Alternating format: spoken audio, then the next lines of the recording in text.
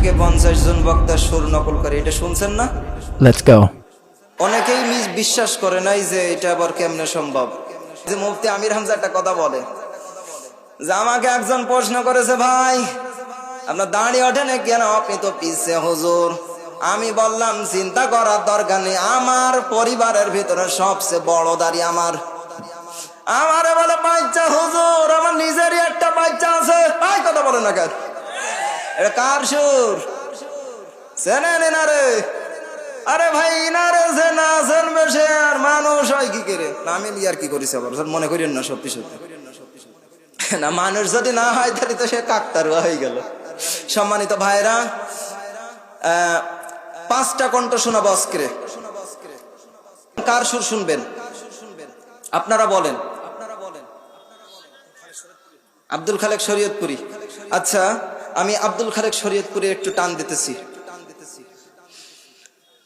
মুসলমান ভাইরা আমার, খুব খেয়াল করে কথাগুলো শুনবেন। ও বন্ধু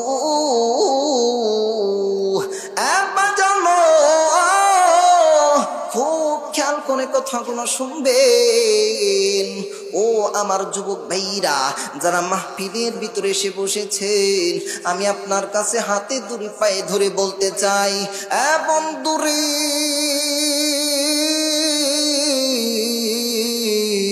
অবশ্যই অবশ্যই সুর শুনে শুধু মজা নিবেন তেমনটা হবে না। আমি আপনাদের কাছে দাবি করব, আল্লাহ যেন আমাদের এই মাহফিলটারে কবুল করে নাই, বলেন আল্লাহুম্মা আমিন। এইবার কাটটা শুনবেন, বলেন কোয়াকাটা। আচ্ছা, ওই তো ওর পেছনতে আসি, তারপরে আপনার এটা শোনাবো। আজহারি সাহেব হুজুর, তিনি আমাদের বর্তমান দেশে নাই, কিন্তু তিনি আজও পর্যন্ত আমাদের যুবক ভাইদের কলিজা স্পর্শ করে রেখেছে, ঠিক কিনা বলেন? আজহারি সাহেবকে যারা ভালোবাসেন, আমি আজহারি সাহেবের হুজুরের সুর দেওয়ার পরে লিল্লাহি তাকবীর আপনারা একজন দিয়া আমি দেখবো আজহারি সাহেবরে এই কোরআনের পাখিটাকে কে কত ভালোবাসেন। ও যুবক ভাইরা শোনো শোনো, আজ ধরো আমি বাংলাদেশে নাই, আমি এ দেশ থেকে চলে গিয়েছি, কিন্তু তোমাদের ভালোবাসা আমাকে কাঁদায়, তোমাদের ভালোবাসা আমার 24টা ঘন্টা কাঁদায়।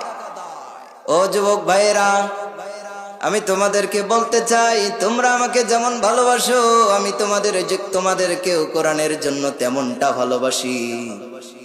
অবশ্যই আমি আজহারি সাহেবের সুরে এই কথাগুলো বলার কারণ হইল এইটা, আজহারি সাহেবের এই কণ্ঠটা আজও অনেক যুবকের অন্তরের খোরাক, এটা আজও অনেক যুবকের অন্তরের খোরাক হয়ে দাঁড়িয়েছে।